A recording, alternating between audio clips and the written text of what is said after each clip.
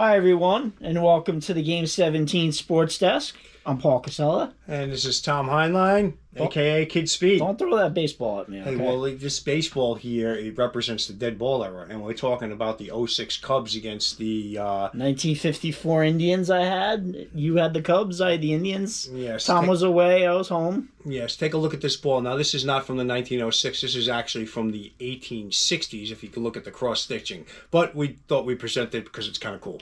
All right. Dice roll was a 20. Wind was light. We're playing at Yankee Stadium. Yes, and something very interesting happened in this game. Well, let's talk about what happened prior to the game. Well, that's what I'm talking about. Okay. I'm talking about the monsoon that came in. Monsoon.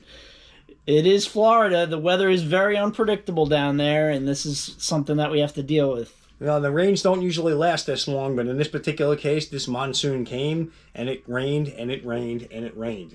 And we could not play any of these games. 8 games scheduled for 1 p.m., all rained out.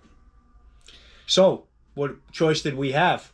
To keep the schedule of the tournament, everybody had to move to a night game. Prediction was for it to clear, and it did indeed clear.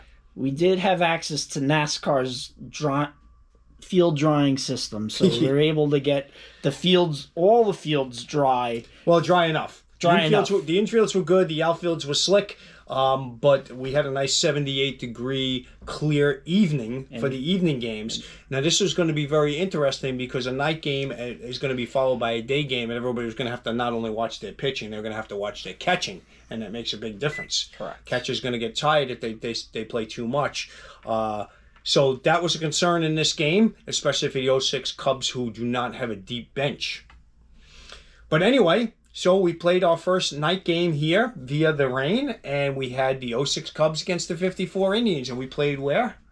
We were at Yankee Stadium. We were at the Yankee Stadium Dimensions. Okay, so the Indians were home, and the Indians started win, a very, very solid pitcher, and as we all know, the Cubs, every pitcher is solid on that team, sub-2 ERA. Feister was pitching that game.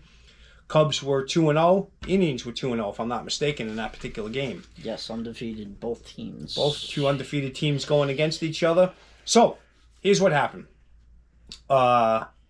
The Indians jumped on the Cubs first, where Doby walked in the bottom of the second inning, and then Wirtz reached on an error by the second baseman Tinker.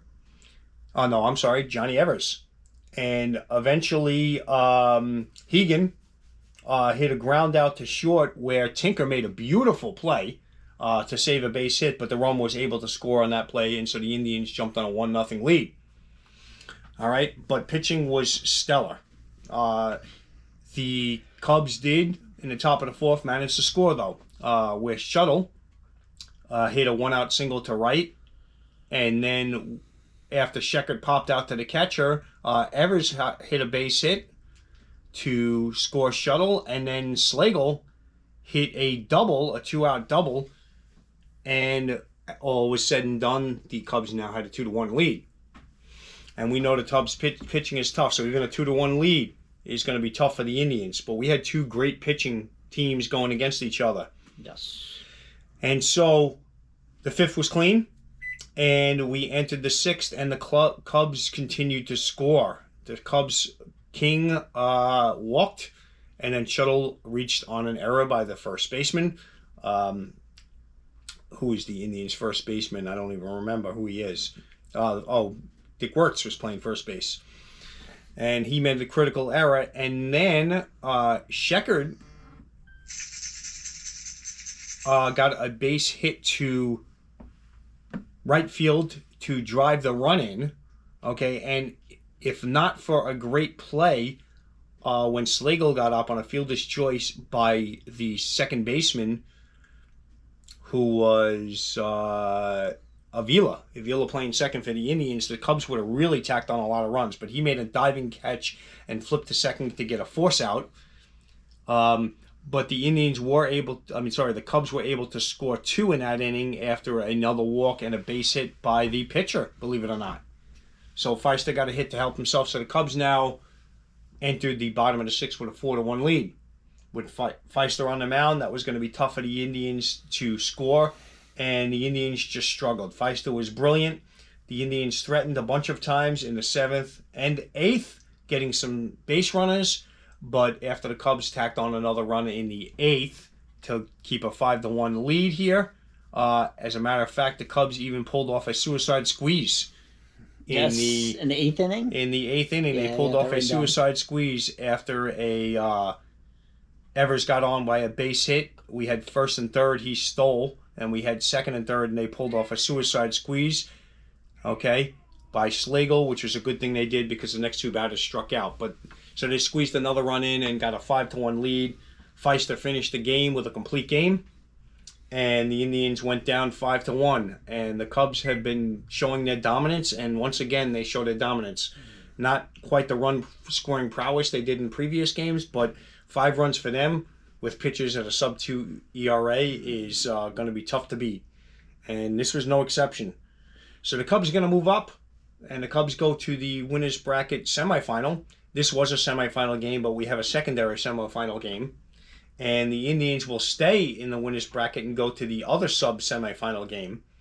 But the Cubs are looking good, and I'm pretty impressed with this team. What do you think, Paul? Yeah, they're definitely have piqued my interest. I can say. My first time managing the Indians, I didn't max them out to, but it was my first time, so I am definitely winning on experience with these new teams, and I feel like if I manage most of the teams that I'll have an advantage later on in the tournament. I'll know what to do. Well, it seems to me like your lineup was good, but again, you're facing Feister, who has I believe it was like a 1.6 and change ERA. That's going to be tough to score. They managed 1 run. Which is, 1 or 2 runs is going to be the average against them. But, the Cubs just know how to hold teams down. And they know how to advance base runners. That suicide squeeze is an example. They scored the natural way, the other 4 runs, but that's just not '06 Cubs baseball. Yep. So it's the ball again. We have dead ball error. We have so that Cubs have failed to hit a home run so far in this tournament, but they're now 3-0. Pretty simple game. We'll be back with more sports desks. We have a bunch to do tonight. Yep, but let's keep in mind too that the rest of the games, there's 7 more games on day 3, and they will all be playing at night because of the rain. So the next update will be the Yankees, I believe, the 1998 Yankees and the 1975 Reds. So stay tuned for that.